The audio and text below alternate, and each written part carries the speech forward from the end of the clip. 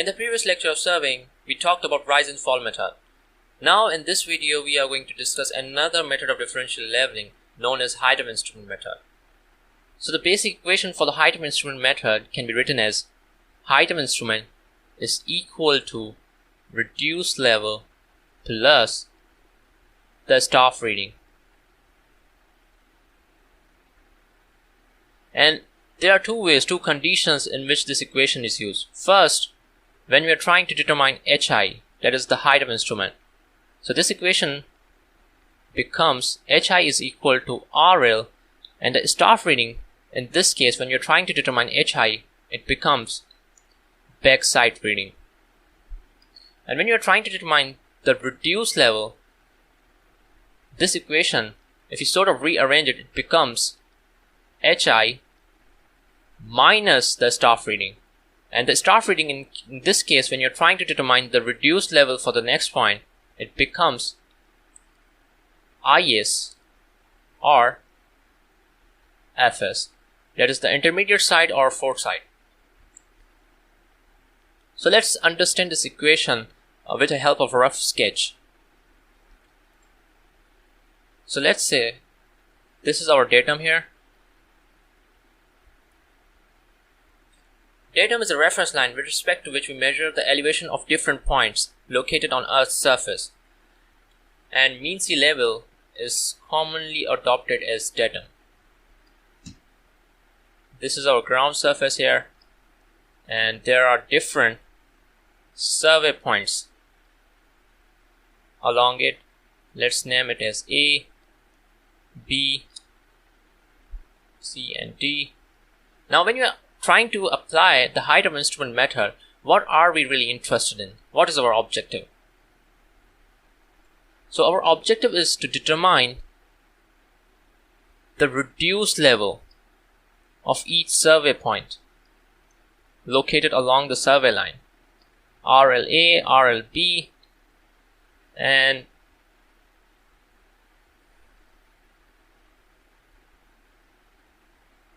RLC and RLD. Let's start with the process of differential leveling. So first of all, we need a benchmark. So let's assume that A point is acting as a benchmark. Benchmark is nothing but a point of known elevation. This means that the reduced level A at A point is known. We know the reduced level of A point. First we are going to place our instrument here, and then we are going to place our staff at A point. After that we are going to take the first reading, the staff reading, and that would be called as BS. The line of collimation of the instrument where it strikes on the staff would give us the staff reading. And the first staff reading that we take when you place our instrument at a certain position is called as BS. If I add this BS to this RLA, what would I obtain? What distance, what elevation would I obtain? I would obtain this vertical distance. And this is called as height of instrument.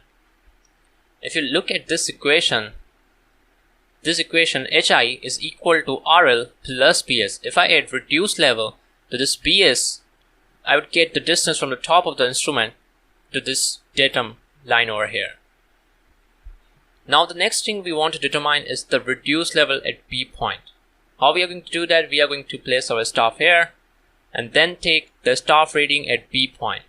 And let's call this staff reading as IS, that is the intermediate side. If I subtract this IS from this HI distance, this vertical distance, what would I obtain? I would obtain this reduced level at B point. If you take a look at this second formula, you can see that reduced level is equal to HI minus intermediate side or fourth side. In order to determine the reduced level of each and every point, you just need to use these equations. That's it. This is the height of instrument method. Now we are going to apply this equation to solve a leveling problem. So the question here says that the following readings were observed with a leveling instrument. These are the recorded staff readings that have been taken with a leveling instrument. The instrument was shifted after the third and the seventh reading.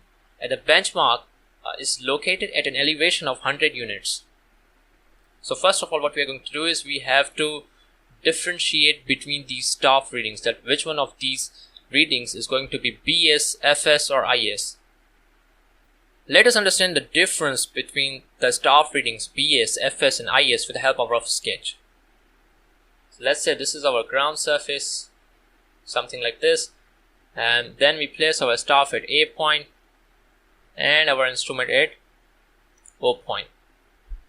So the first staff reading that we take when you place our instrument at a certain position, such as O, that reading would be called as BS. And let's take another point to understand FS reading. And let's place our staff at B point. And let's assume that this is the last reading, the staff reading that we take. After that reading, we are going to change the location of this instrument from O point to, let's say, O dash. So let's take this reading. This reading would be called as FS. So the reading after which we change the position of the instrument, that reading is called as FS. So after taking this reading, the location of this instrument will be changed from O to O dash. And the IS staff reading is the staff reading taken between BS and FS. Any reading taken between BS and FS would be IS, that is intermediate side. After understanding the difference between the staff readings, we can categorize these readings into BS, FS and IS.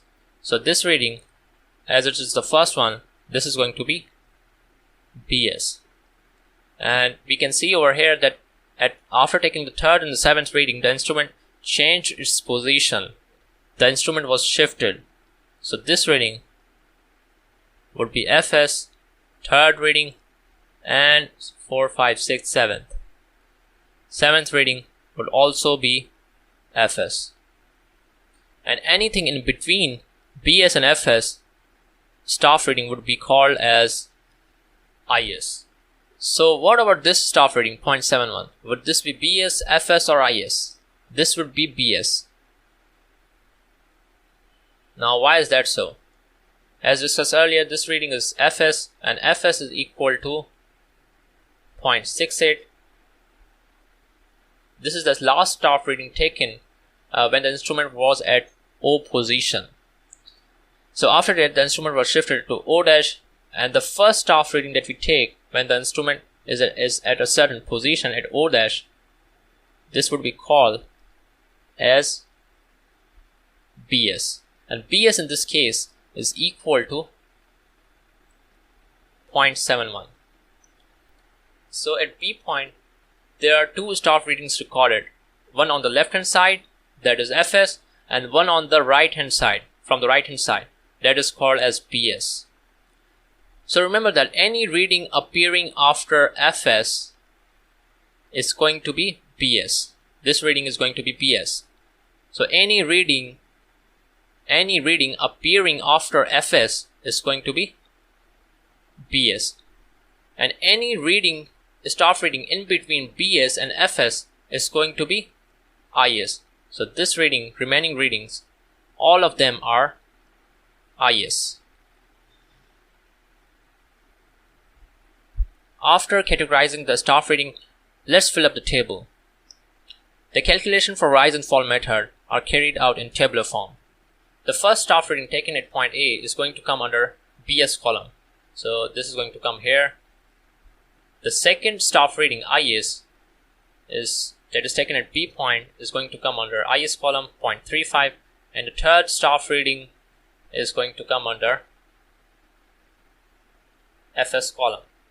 Now what about 0.71? This is going to appear in BS column, but it's going to come under the same row as the FS.